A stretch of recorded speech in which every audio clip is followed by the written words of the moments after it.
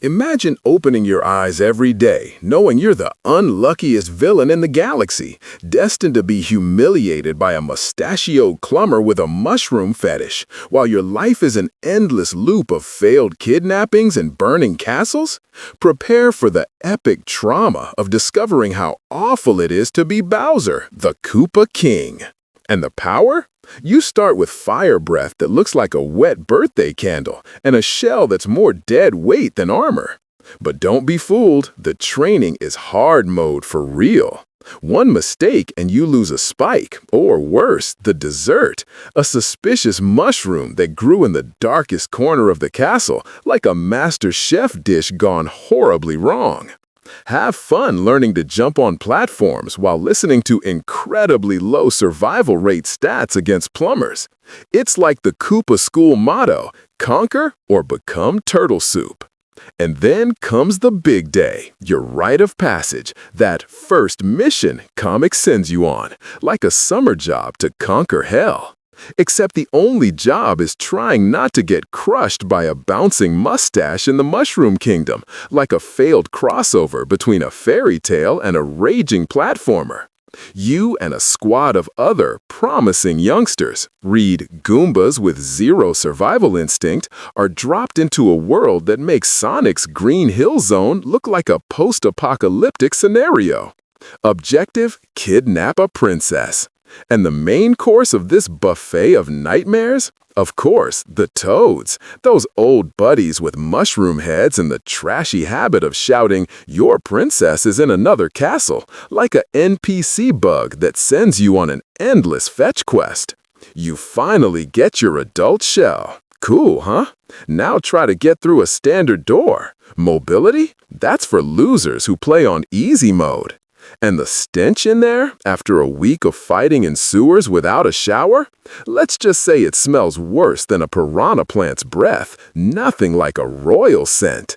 And the Koopa Clown Car, this marvel of Koopa engineering, works most of the time, but the propeller jams right when a plumber with super strength is running towards you, or an annoying Yoshi with a tongue bigger than your ambitions is about to swallow you and turn you into an egg. Surviving the rite? That's a huge if, like beating Super Mario 64 one-handed. Congratulations, you're now the king of the Koopas. You can use your true powers and pursue real conquests. And what does that mean? Traveling through space in wooden airships that look like they'll fall apart with any breeze, with other Koopas who stink worse than a basement full of sweaty bob-ombs.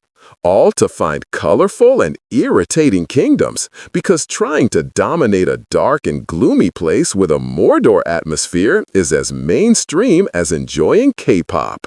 And the achievements! Oh, the achievements! The core of your pathetic existence!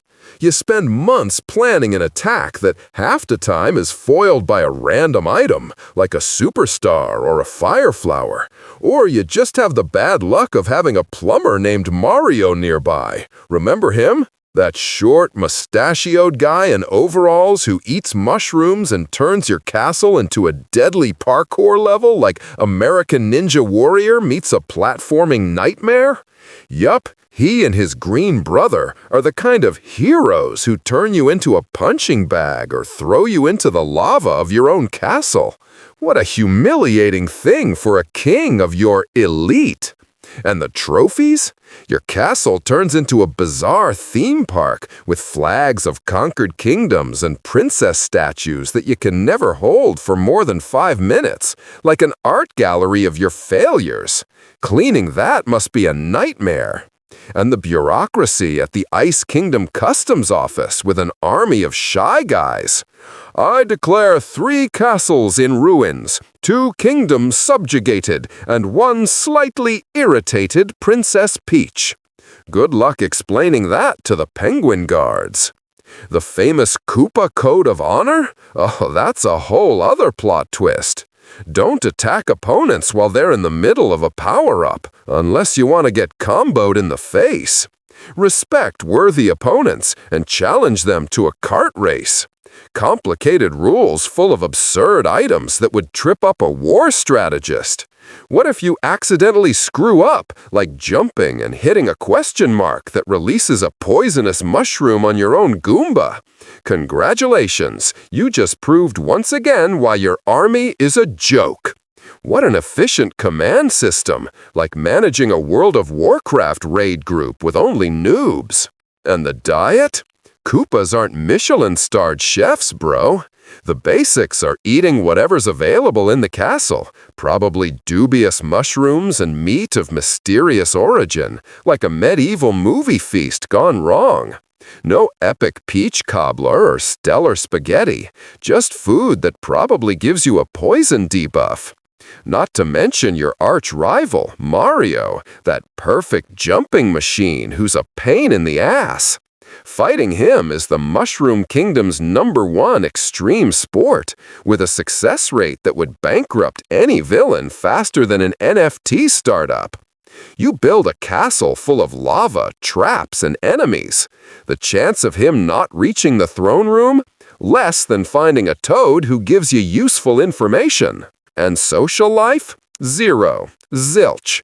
Interactions only in war planning, where everyone agrees with you out of fear.